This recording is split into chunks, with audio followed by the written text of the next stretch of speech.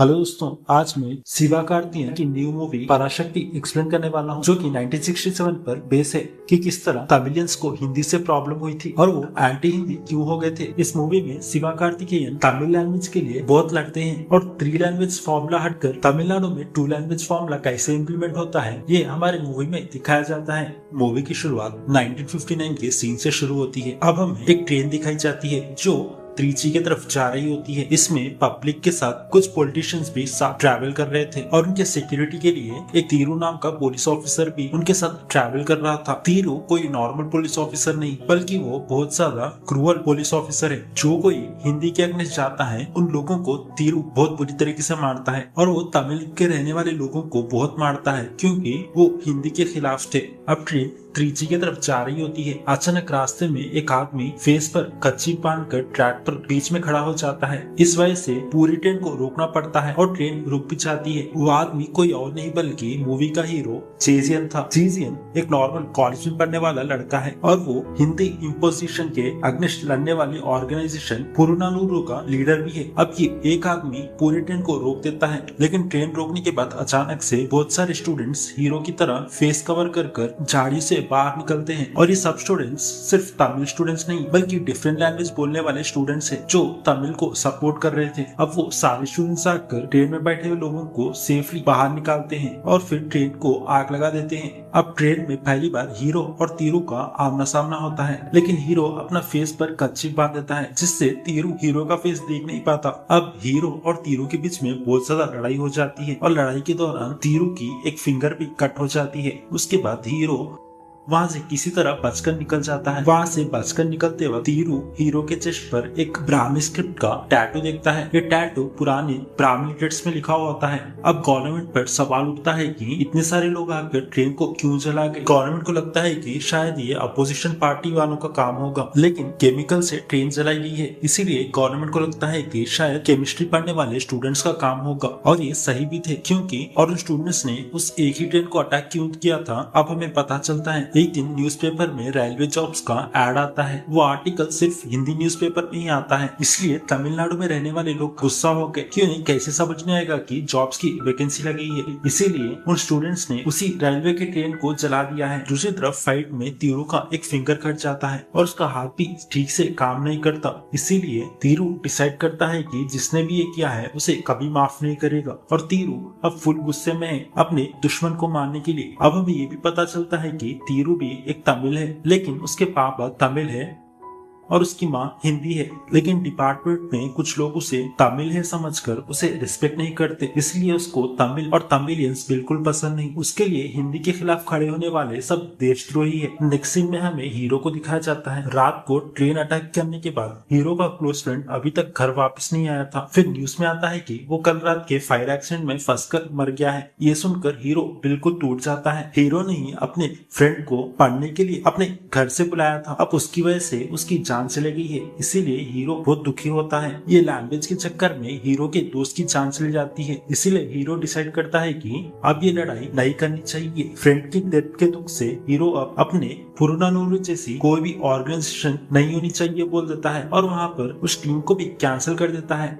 उसके बाद हमें अगले सीन में 5 साल बाद दिखाया जाता है। अब हीरो ट्रेन में कोयला डालने का काम कर रहा होता है। हीरो जिस गवर्नमेंट के अगेंस्ट लैंग्वेज के लिए लड़ रहा था, अब उसी गवर्नमेंट के अंदर वो अब काम कर रहा है। उसके साथ काम करने वाले सब हिंदी में बात कर रहे थे, लेकिन हीरो किसी तरह उन्हें हैंडल कर अपने काम पर फोकस करता है। इसके ऊपर से अब पूरे इंडिया में सिर्फ हिंदी ही ऑफिशियल लैंग्वेज बनने वाली है, लेकिन तमिलनाडु का सीएम इस लैंग्वेज के इश्यू पर अपने फायदे के लिए अच्छी पॉलिटिक्स तो कर रहा था और लोगों की वोट तो ले रहा था, लेकिन सेंट्रल गवर्नमेंट के अगेंस्ट कोई भी सॉलिड आवाज नहीं उठा पा रहा था और सेंट्रल गवर्नमेंट के इशारे पर ही चल रहा था। दूसरी तरफ हीरो को टीटीआर जॉब के लिए इंटरव्यू कॉल भी आता है। बस वो ये चाहता है कि किसी तरह सिलेक्ट हो जाए, इसीलिए वो बहुत खुश है। लेकिन टीटीआर जॉब के लिए हिंदी अच्छी तरीके से आनी चाहिए, इसीलिए वो हिंदी सीखने के लिए हीरोइन के पास जाता है। हीरोइन रत्नमाला हीरो के ऑपोजिट घर में रहती है और वो एमपी की बेटी भी है। वो तेलुगु फैमिली की लड़की है, लेकिन यहाँ पर ही पैदा हुई थी और यहीं पर बड़ी हुई है और रत्नमाला को हिंदी, तेलुगु और तमिल अच्छी तरीके से बोलनी आती है और रत्नमाला नेशनल रेडियो में काम करती है और रत्नमाला इतनी अमीर है कि उसके पास खुद की कार है। अब वो हीरो को हिंदी सिखाना शुरू करती है। हिंदी सिखाते सिखाते दोनों को एक दूसरे से प्यार प्यार हो जाता है और दोनों एक दूसरे के साथ टाइम स्पेंड करते हैं। हीरो का एक छोटा भाई है जो बाहर इंजीनियरिंग की पढ़ाई कर रहा होता है। हीरो बहुत मेहनत कर अपने भाई के लिए पैसे जमा कर उसे मनी ऑर्डर के जरिए पैसे भेजता है, लेकिन उसका छोटा भाई भी स्टूडेंट्स को जमा कर हिंदी के इम्पोजिशन के अगेंस्ट लड़ रहा होता है। लेकिन हीरो के छोटे भाई को ये पता नहीं कि उसका बड़ा भाई एक टाइम पर पुरुनानुरु का लीडर था। अब हीरो को नॉर्मल तरीके से पैसे यानी सैलरी आती है तो हीरो सारी सैलरी अपनी दादी को दे देता है। वो अब पोस्ट ऑफिस जाकर मनी ऑर्डर के जरिए हीरो के छोटे भाई को पैसे भेजने जाती है, लेकिन अब अचानक मनी ऑर्डर का पूरा फॉर्म हिंदी में बदल गया है। ये देखकर दादी को कुछ समझ नहीं आता। वो पोस्ट ऑफिस वालों से फॉर्म फिल करने के लिए बोलती है तो पोस्ट ऑफिस वाला बोलता है कि हमें हिंदी नहीं आती। इस वजह से दादी अपने छोटे पोते को पैसे भेज नहीं पाती। सिर्फ इतना ही नहीं, पूरे देश में लोग हिंदी की वजह से परेशान हो चुके हैं क्योंकि ओवरनाइट सब जगह हिंदी ऑफिशियल लैंग्वेज बन गई है। अब दादी पैसे भेज नहीं पाती, इसीलिए दादी अपने पोते को फोन कर सारी बात बताती है। ये बात सुनकर चिन्ना यानी हीरो का छोटा भाई न्यूज सुनने के बाद जिस शहर में वो पढ़ रहा था उस रात उसकी गैंग के साथ पोस्ट ऑफिस को आग लगा देता है और खून से लिखता है कि न्याय मिलना चाहिए और चले जाता है। अब पोस्ट ऑफिस में आग किसने लगाई ये इन्वेस्टिगेशन करने के लिए तीरू वहां पर आता है। अब तीरू को 6 साल पहले वाली बात याद आती है। हीरो ने ट्रेन पे जो लिखा था वैसे ही अब यहाँ पर लिखा हुआ देखकर तीरू सोचता है कि ये शायद वही आदमी का काम हो सकता है। अब तीरू फायर से बची ग्लास के बोतल को उठाता है और उसे स्मेल करता है, लेकिन इस बार केमिकल की स्मेल कुछ और होती है और जो उसने 6 साल पहले हीरो की केमिकल की स्मेल सुनी थी वो अलग होती है। इसीलिए तीरू समझ जाता है कि ये वो गैंग नहीं है, ये दूसरी गैंग है बोलकर तीरू समझता है। दूसरी तरफ जनवरी 26 को रिपब्लिक डे पे कुछ anti Indian fighters black flag उड़ाने का प्लान बनाते हैं। ये इन्फॉर्मेशन आते ही तीरू सोचता है कि ये सही टाइम है लोगों को पकड़ के मारने का। ऊपर से तीरू शूट ऑन साइट का ऑर्डर भी ले लेता है उन लोगों के लिए जो राइट्स निकालने वाले थे। अगर कोई भी रिपब्लिक डे पर राइट्स करेगा तो सबको वहां पर मार देगा, ऐसा तीरू का प्लान था। अब तीरू के पास इतनी पावर है कि हिंदी के अगेंस्ट लड़ने वाले कुछ पॉलिटिशियंस को रिपब्लिक डे से पहले एडवांस में अरेस्ट करना शुरू कर देता है। उसमें से एक अन्नादुराई जी भी थे, उन्हें भी तीरू अरेस्ट कर लेता है। इतने बड़े लोगों को अरेस्ट करने के बाद हीरो के छोटे भाई चिन्नादुराई को ये बात पता चलती है तो चुप नहीं बैठता। वो अपना प्लान बनाता है कि उस डेट पे यानी रिपब्लिक डे पर ब्लैक फ्लैग जरूर उड़ाना है। जब ये बात हीरो के पता चलती है तो अपने छोटे भाई चिन्नादुराई को बहुत समझाता है कि ऐसा मत करे, लेकिन उसका छोटा भाई चिन्नादुराई नहीं मानता। इसलिए हीरो सोचता है कि उसका छोटा भाई बोलने से नहीं मानेगा, इसलिए वो अपने छोटे भाई को सबके सामने बहुत मारता है। इतना मारता है कि उसके पैर तोड़ देता है ताकि उसका छोटा भाई कहीं जाकर प्रोटेस्ट ना कर सके।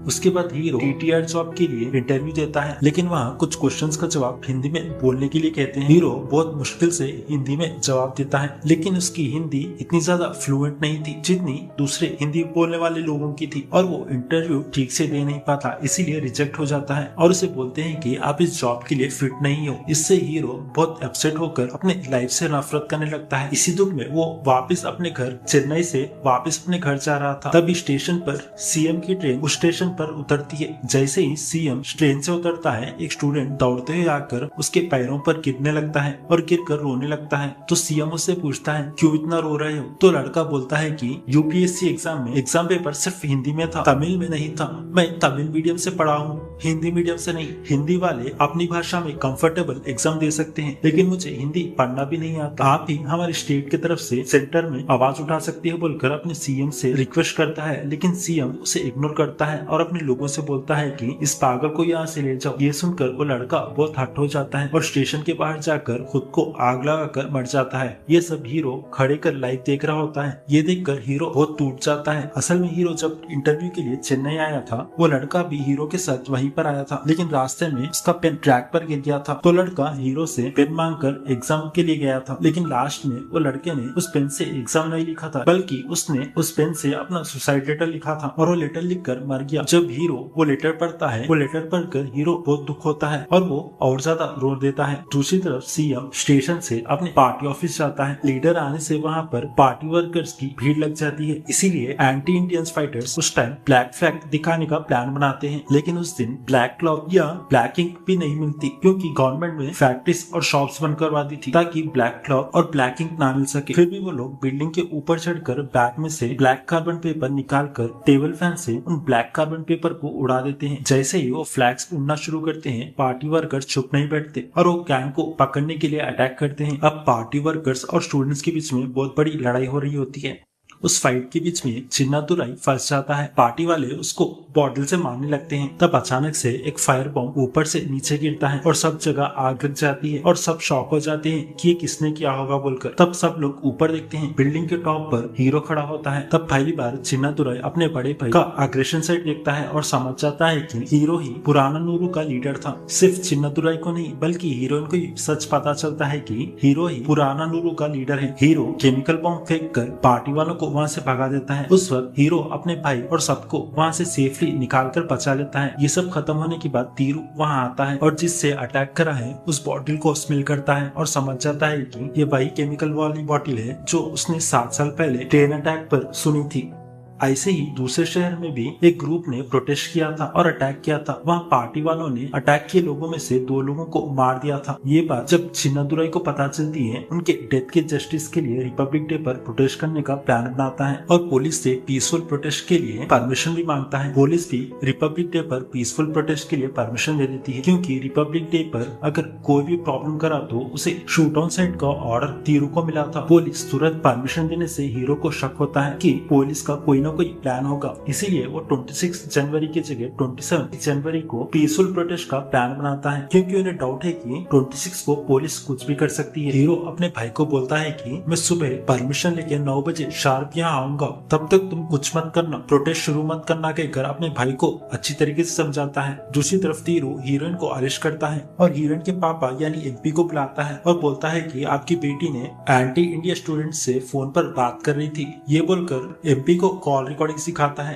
अगर ये साबित हो गया तो आपकी बेटी को लाइफ टाइम प्रिजन में रहना होगा बोलकर एमपी को बोलता है और उस एमपी से डिमांड करता है कि उसे आज किसी तरह कर्फ्यू लगाना होगा बोलकर एमपी को बोलता है। फिर एमपी सीएम को कॉल करता है कर्फ्यू के लिए, फिर सीएम कर्फ्यू के लिए हाँ बोल देता है। दूसरी तरफ हीरो पुलिस स्टेशन पहुंच जाता है, लेकिन सुबह के 9 बजे भी पुलिस उसे परमिशन नहीं देती और स्टेशन के अंदर भी जाने नहीं देती और उसे बाहर वेट करवाती है और जानबूझ के उसकी परमिशन लेट करवाते रहती है। दूसरी तरफ हीरो का भाई बहुत देर वेट करता है, लेकिन उसका गुस्सा काबू में नहीं होता और वो प्रोटेस्ट के लिए निकल जाता है। चिन्नादुराई का दोस्त उसे बहुत समझाने की कोशिश करता है, लेकिन फिर भी वो नहीं सुनता और प्रोटेस्ट के लिए निकल जाता है। दूसरी तरफ पुलिस आज प्लान के हिसाब से 144 का कर्फ्यू लगा देती है बिना कुछ अनाउंस किए और लोगों के शॉप्स क्लोज करती है और बोलती है कि बिना ऑर्डर किए बाहर निकले हो इसलिए अटैक कर रहे हैं बोलकर सब लोगों को अटैक करती है। दूसरी तरफ हीरो स्टेशन के बाहर वेट कर रहा होता है, तब उसे इस बात का पता चलता है। वो अपने भाई को वार्न करने के लिए जल्दी वहाँ से निकल जाता है, लेकिन जब तक वो पहुँचता है तब तक पुलिस ऑलरेडी लोगों पर अटैक करना शुरू करती है। वो लोगों को रबर बुलेट से जगह रियल बुलेट से शूटिंग करना शुरू करती है और लोगों को मार रही होती है। ये देखकर हीरो फुल गुस्से में आ जाता है। हीरो अपना व्हाइट शर्ट उतार कर पीस फ्लैग की तरह पुलिस को दिखाने की कोशिश करता है और पुलिस को रोकने की कोशिश करता है, लेकिन तीरू ने सबको शूट ऑन साइट का ऑर्डर दिया था, इसीलिए पुलिस उसे इग्नोर कर देती है और लोगों को बहुत बुरी तरीके से गन से शूट कर रही होती है। लास्ट में वो हीरो के भाई को भी शूट कर देते हैं। हीरो अपना शर्ट उतार कर अपने भाई को बचाने के लिए शर्ट घुमा रहा होता है, तब तीरू हीरो के चेस्ट पे ब्राह्मण स्क्रिप्ट का टैटू देख लेता है। इसने ये टैटू 6 साल पहले ट्रेन के इंसिडेंट की जब देखा था और सोचता है कि इतने सालों से मैं तुझे पागलों की तरह ढूंढ रहा था। हीरो अपने भाई को हॉस्पिटल ले जाने वाला होता है, तब तीरू उसे रोकता है। रोक कर उसे पुलिस स्टेशन ले जाता है और हीरो के भाई को अपने पैर से नाली में ढकल देता है। हीरो पुलिस स्टेशन पहुंचने के बाद तीरू उसे बहुत टॉर्चर करना शुरू करता है और उससे पूछता है अपने टीम मेंबर्स के सारे नाम बताओ बोलकर उसे बहुत टॉर्चर करने लगता है। कितना भी मारे हीरो अपना मुंह नहीं खोलता। बहुत टॉर्चर करने के बाद तीरू भी बहुत थक जाता है और बोलता है कि मैं खुद उन सबको ढूंढूंगा बोलकर गुस्से में वहाँ से निकल जाता है। उसी टाइम तीरू का एक टीम मेंबर यानी ऑफिसर इब्राहिम कमल हीरो के पास आता है और हेल्प करता है। बोलता है कि मैं भी एक तमिल हूँ, वो हीरो को मार खाते नहीं देख सकता और वो हीरो को उसका फ्रेंड किस तरह मरा वो स्टोरी बताता है। स्टोरी फ्लैशबैक में जाती है। हीरो का फ्रेंड पुलिस के हाथों पकड़ा गया था। फिर तीरू हीरो के फ्रेंड को बहुत मारता है और उसे पूछता है तेरे टीम मेंबर्स का नाम बताओ, लेकिन फिर भी उसका फ्रेंड नहीं बताता। फिर तीरू उसे शूट करने वाला होता है, लेकिन हीरो का फ्रेंड खुद ही आग में कूद कर मर जाता है। ये सब इब्राहिम कमल देखता है और ये सारी स्टोरी हीरो को बताता है। अब इब्राहिम कमल बोलता है कि तमिल के लिए मुझे जो करना पड़े मैं कर सकता हूँ बोलकर उसे एक नाइफ देता है और बोलता है कि मुझे मार कर यहाँ से भाग जाओ। जैसे उसने बोला वैसे हीरो करता है, इब्राहिम कमर को मारकर वहाँ से निकल जाता है। जब धीरू को ये बात पता चलती है वो गुस्से से पागल हो जाता है और समझ जाता है कि ये तमिल ऑफिसर इब्राहिम ने किया है बोलकर वो तुरंत अपनी गन निकालकर इब्राहिम को मार देता है। उस सीन के बाद हीरो अब दिल्ली में आ जाता है और सोचता है कि चाहे ये लड़ाई अपने स्टेट तमिलनाडु की हो लेकिन इसका हल सिर्फ सेंट्रल गवर्नमेंट में ही मिल सकता है बोलकर वो दिल्ली आ जाता है। जैसे तमिलनाडु में पुरानानुरु का ग्रुप है वैसे ही दिल्ली में भी एक उसी तरह का ग्रुप है जो हीरो की हेल्प करती है। उस रात वो ग्रुप और हीरो मिलकर एक बड़ा प्लान करते हैं और बहुत सारे बोर्ड्स रेडी करते हैं और बस स्टॉप में जो हिंदी में सिटीज के नेम लिखे होते हैं उन्हें तमिल में चेंज कर देते हैं। ओवरनाइट जितने भी बस बोर्ड होते हैं उन सबको चेंज कर देते हैं और उन्हें तमिल में कर देते हैं। सब लोग सुबह उठकर देखते हैं तो पूरे शहर में हंगामा मच जाता है। तभी उस रूट पर पीएम इंदिरा गांधी और तमिलनाडु का सीएम कार में वहां आ रहे होते हैं और हंगामा होने वाली स्पॉट पर पहुंच जाते हैं। तब लोग उनकी कार को घेर लेते हैं। तब तमिलनाडु का सीएम बोलता है कि ये अनपढ़ है, इसे हिंदी नहीं आती और ये जेल से भाग कर आया है बोलकर पीएम इंदिरा गांधी से बोलता है और बोलता है कि इसे अरेस्ट करिए। तब हीरो हिंदी में बात करता है और बोलता है कि मैं 6 मंथ से आपसे बात करने के लिए हिंदी सीख रहा हूँ।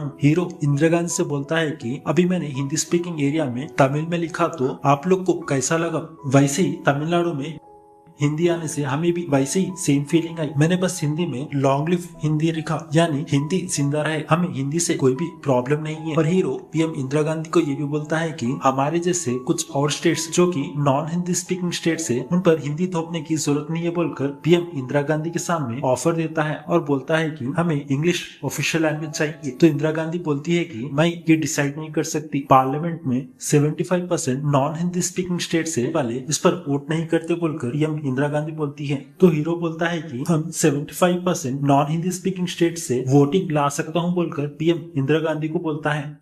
तो इंदिरा गांधी बोलती है कि मैं 12 फरवरी को कैंपरेट एक मीटिंग के लिए आ रही हूँ, वहाँ इस पर बात करेंगे बोलकर हीरो के सामने बोलती है। हीरो भी इंदिरा गांधी से बोलता है कि हिंदी कंपलसरी नहीं है बोलकर वो लोगों की सिग्नेचर लेकर आएगा बोलकर इंदिरा गांधी से बोलता है। और पीएम हीरो और उसकी टीम को प्रोटेस्ट रोकने के लिए कहती है और वहां से निकल जाती है। पीएम के बात बोलने के बाद सीएम और दूसरे पॉलिटिशियंस को ये बात पसंद नहीं आती क्योंकि अगर लैंग्वेज की प्रॉब्लम सॉल्व हो गई तो ये लोग लैंग्वेज पर पॉलिटिक्स नहीं कर पाएंगे। जैसे आज के जमाने पर पॉलिटिशियंस रिलीजन पर पॉलिटिक्स करते हैं वैसे उस जमाने में पॉलिटिशियंस लैंग्वेज को टारगेट करते थे और लोगों के वोट्स लेते थे। इसलिए पॉलिटिशियंस को अब थोड़ा गुस्सा आ जाता है।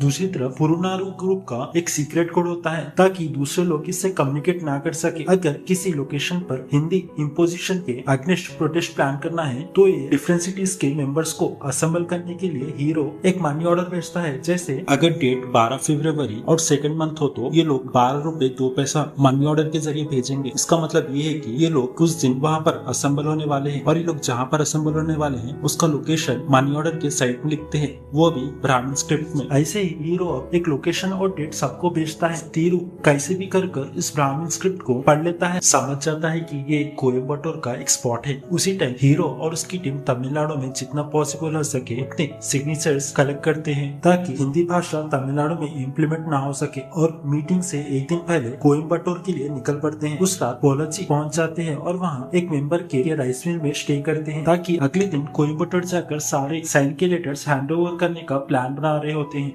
लेकिन अचानक कुछ लोग दरवाजा तोड़कर एंट्री करते हैं। तब देखते हैं तो पता चलता है कि ये हीरो को सपोर्ट करने वाले दूसरे स्टेट के पुरुनानुरु के मेंबर्स से कुछ लोग आंध्रा से आते हैं और कुछ लोग केरला और बंगाल से। आंध्रा से राणा डग्गुपति यानी माइकल रेड्डी आता है ताकि हीरो को सपोर्ट कर सके, लेकिन केरला से कोई नहीं आता। उसी रात राइस मिल वाला आदमी सबके लिए खाना बनाता है। सब स्टेट के लोग साथ बैठकर खाना खाते हैं। अगली सुबह कोयम्बटूर के लिए रेडी हो जाते हैं। तभी तीरू अपनी बड़ी टीम के साथ शहर पहुंचता है। जैसे ही तीरू यहाँ आता है सबको पता चल जाता है कि तीरू यहाँ पर आया है। सब लोग राइस मिल के नीचे के शॉर्टकट से निकल जाते हैं, लेकिन हीरो उनके साथ नहीं जाता। बोलता है कि तुम लोग आगे जाओ, मैं तुम लोग के पीछे आ रहा हूँ, और वहीं रुकता है और उन लोग को वहाँ से भेज देता है। दूसरी तरफ तीरू को पता नहीं कि सब लोग शहर में कहाँ छुपे हैं, इसीलिए वो शहर के इनोसेंट लोगों को पकड़ता है और उन्हें टॉर्चर करने लगता है। पूरा शहर जो साइलेंट था अब वहाँ पर हंगामा हो जाता है। तीरू पुलिस को बोल देता है कि हीरो और उसके टीम मेंबर्स को ढूंढने के लिए तीरू इनोसेंट लोगों को टॉर्चर करता है और उनसे पूछता है कि हीरो कहाँ पर है, लेकिन कोई भी मुंह नहीं खोलता और जवाब नहीं देता। आखिर में हीरो इनोसेंट लोगों का दर्द बर्दाश्त नहीं कर पाता और वैन लेके सीधा तीरू के पास आता है और उसके सामने घुटने टेकता है और अपने आप को सरेंडर कर देता आता है। तीरू तुरंत हीरो की बैग चेक करता है, उसमें सारे स्टेट के साइन के पेपर्स बैग में भरे होते हैं। ये देखकर तीरू बहुत खुश हो जाता है क्योंकि उसे लगता है कि साइन के पेपर्स है, इसलिए वो निकाल कर उन्हें जला देता है। लास्ट में उसे पता चलता है कि वो साइन के पेपर्स नहीं बल्कि फेक ब्लैंक पेपर्स थे। ये देखकर तीरू बहुत गुस्सा हो जाता है और वो हीरो को बहुत मारने लगता है। तभी ट्रेन का साउंड आता है जो शहर के लिए निकल रही होती है। तीरू को समझ आता है कि असली साइन के पेपर्स ट्रेन में जा रहे थे। फिर वो तीरू एक स्पेशल ऑफिसर को बोलता है कि हीरो को केयरफुली संभालने के लिए मैं आकर इसे बदला लूंगा बोलकर वो स्पेशल ऑफिसर को बोलता है और वहाँ से निकल जाता है। दूसरी तरफ दूसरे स्टेट से आए पुरानानुरु के मेंबर्स एक लॉरी में कोयम्बटूर की तरफ जा रहे होते हैं। पुलिस उन लोगों को चेस करती है। राणा डगुपति यानी माइकल रेड्डी लॉरी से कूदकर जंगल की तरफ भागता है ताकि पुलिस को डाइवर्ट कर सके। पुलिस माइकल रेड्डी को शूट कर उसे खत्म कर देती है। दूसरी तरफ तीरू ट्रेन चेस करते हुए रनिंग ट्रेन में जंप करता है और उस ट्रेन पर चढ़ जाता है। जैसे सोचा था सारे साइन के पेपर्स बैग में ट्रेन में ही होते हैं। फिर तीरू तुरंत नेक्स्ट स्टेशन कॉल करता है और बोलता है कि ट्रेन रोकने के लिए, लेकिन थोड़ी देर बाद नेक्स्ट स्टेशन आता है लेकिन ट्रेन नहीं रुकती। तीरू स्टेशन पे एक स्पेशल ऑफिसर को देखता है। वो ऑफिसर मुस्कुराता है क्योंकि वो ऑफिसर कोई और नहीं बल्कि केरला स्टेट का पुरानानुरु का लीडर बसिल जोसेफ है। बसिल जोसेफ इस मूवी में एक कैमियो रोल करते हैं। अब बसिल जोसेफ रनिंग ट्रेन में केरला साइड से लाए बैग्स को ट्रेन में फेंक देते हैं। उसी टाइम हीरो भी ट्रेन पर चढ़ जाता है। तीरू सोचता है कि हीरो कहाँ से आया। जब तीरू ने स्पेशल ऑफिसर को हीरो को संभालने के लिए बोला था, वो स्पेशल ऑफिसर कोई और नहीं बल्कि बसिल था। अब हीरो बसिल के जरिए केरला आकर ट्रेन पर चढ़ता है। तीरू गुस्से में आकर हीरो को मारने लगता है। हीरो भी उससे मारने लगता है। उसी टाइम कैंप रोड पहुंची इंदिरा गांधी अपनी मीटिंग खत्म कर हीरो के लिए वेट कर रही होती है, लेकिन हीरो नहीं दिखता, इसलिए वापस जाने का प्लान बनाती है। अब स्टेशन पर पीएम इंदिरा गांधी अपनी ट्रेन के लिए वेट कर रही होती है। दूसरी तरफ कैंप रोड पहुंचने वाली ट्रेन में हीरो और तीरू फाइट कर रहे होते हैं। दोनों एक दूसरे से लड़ते हुए इंजन के पास आ जाते हैं। हीरो एक मूवमेंट पर तीरू को फायर के पास ढकल देता है और तुरंत इंजन को आग लगा देता है। इंजन कंट्रोल से बाहर निकलकर ट्रैक से उतर कर नीचे गिर जाती है, जिससे तीरू वहीं पर मर जाता है और इंजन ना होने की वजह से कोचेस स्लो हो जाती है और एग्जैक्टली स्टेशन पर रुक जाती है। आखिर में बहुत सारे लड़ाइयों के बाद सारे स्टेट के ग्रुप मिलकर पीएम इंदिरा गांधी को साइन के पेपर्स हैंड ओवर करती हैं। फिर अब अगले सीन में पीएम सारे प्रॉब्लम्स को एनालाइज कर एक बड़ा अनाउंसमेंट करती है कि इंडिया में लोग अपनी पसंद की भाषा में बात कर सकते हैं, हिंदी कंपलसरी नहीं है बोलकर अनाउंस करती है और कॉमन इंग्लिश लैंग्वेज को ही ऑफिशियल लैंग्वेज बनाकर अनाउंसमेंट करती है। इसके बाद 1967 में अन्नादुराई जी तमिलनाडु के नए सीएम बन जाते हैं और 3 लैंग्वेज का फॉर्मूला तमिलनाडु से निकालते हैं और 2 भाषा का फॉर्मूला इम्प्लीमेंट करते हैं जो कि तमिल और इंग्लिश है, जिससे सभी स्टूडेंट्स खुश हो जाते हैं। इसी के साथ मूवी यहाँ पर खत्म हो जाती है।